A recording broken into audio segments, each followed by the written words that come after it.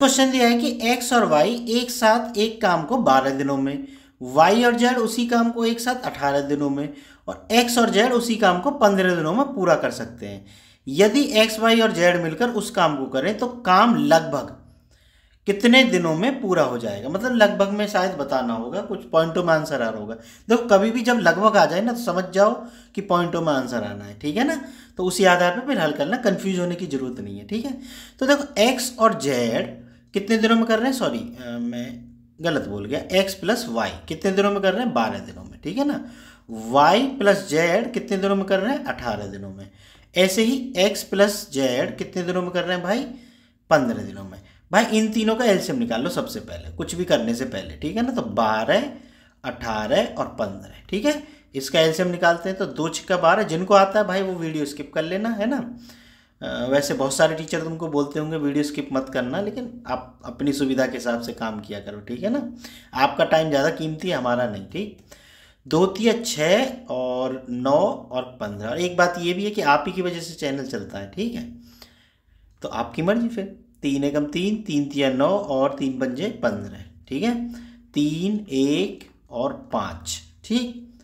5, 1 और 1, ठीक है। तो 2 दूनी 4 तिया 12 तिया 36 पंजे 180, मतलब एलसीएम आ गया 180, ठीक है। अब क्या करो, 12 का भाग दे दो 180 में, कितनी बार जाएगा, कितनी बार जाएगा। देखो मैं तुम्हें भाग करने का तरीका बताता हूँ। वैसे तो ये 15 बार जाएगा। देखो जब कभी भी एलसीएम निकालो ना तुम और भाग दो तो कितना निकालना है, तो 12, 2 दूनी 4 तिया 12, इसको अलग हटा दो, बाकी कितना बचा, 3 पंजे 15, यहाँ लिख दिया। 18 का भाग तो क्या डायरेक्ट ही चला जाएगा, 10 आ गया। अब 15 का भाग करना है तुम्हें, तो 3 पंजे 15 अलग हटा दो, बचा कितना, 3 दूनी 6 दूनी 12।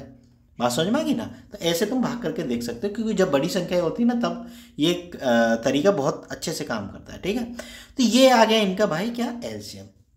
ओ सॉरी, ये जो आई है ना निकल के, ये इनकी आ गई पावर्स।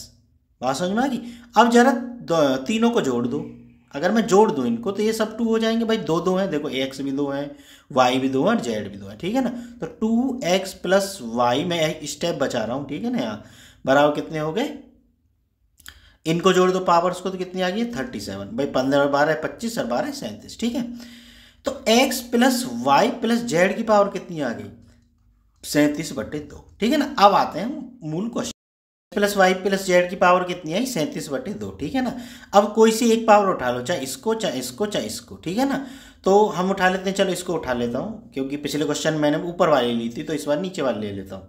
तुम कहोगे भाई ऊपर वाली ही क्यों ले रहे हैं बार बार, ऐसा कुछ नहीं है, कोई सा भी ले सकते हो तुम। तो देखो 12 पावर के साथ कार्य कितने दिनों में हो रहा था, 15 दिनों में हो रहा था, है ना, इनके द्वारा। एक पावर के साथ कार्य कितने दिनों में होता, 15 गुना 12, ठीक है। अब हमें बताना है x plus y plus z मिलकर कितने दिनों में करेंगे, ठीक है ना।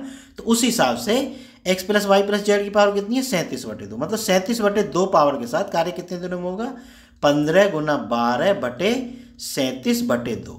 तो भाई 2 तो ऊपर पहुंच जाएगा, तो बराबर कितना आ गया, 15 गुना 12 और गुना 2 बटे 37। भाई तभी बोल रहा था वो लगभग, क्योंकि ये पॉइंटों में आंसर आएगा।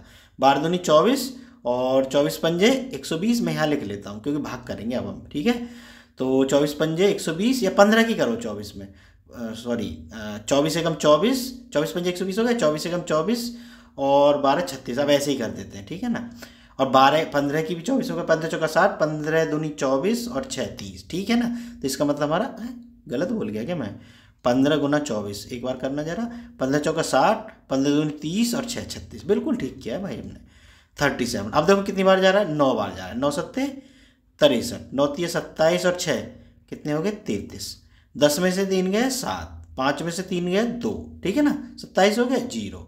कितनी बार जाएगा देखो जरा, 37 है ये, लगभग 7 बार जाएगा क्या, देख लेते हैं ना। पॉइंट लगा लिया हमने, पॉइंट लगा के 0 बढ़ाई, ठीक है। 7 बार करके देख लेते हैं, 7 सत्ते 49, 7 ते 21 और 4 25, हाँ देखो इतनी बार जा रहा है ना। 10 में से 9 गया 1 और 6 में से 5 गया 1, अब 0 बढ़ा रही, कितनी बार जाएगा, लगभग 3 बार।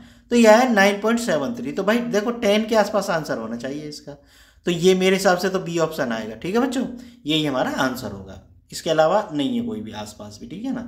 9 होता तो हम कंफ्यूजन में आते, तब भी हम 10 ही लगाते, क्योंकि जब 0.5 से चीज़ ऊपर होती है ना तो फिर हम 10 की तरफ चलेंगे, 0.5 से नीचे होगी तो फिर हम 9 की तरफ चलेंगे। ये चीज़ ध्यान रखना हमेशा, कभी लगभग में पूछे तो, ठीक है बच्चों। अगर वीडियो पसंद आई हो तो चैनल को सब्सक्राइब जरूर कर लेना। मिलते हैं फिर नेक्स्ट वीडियो में।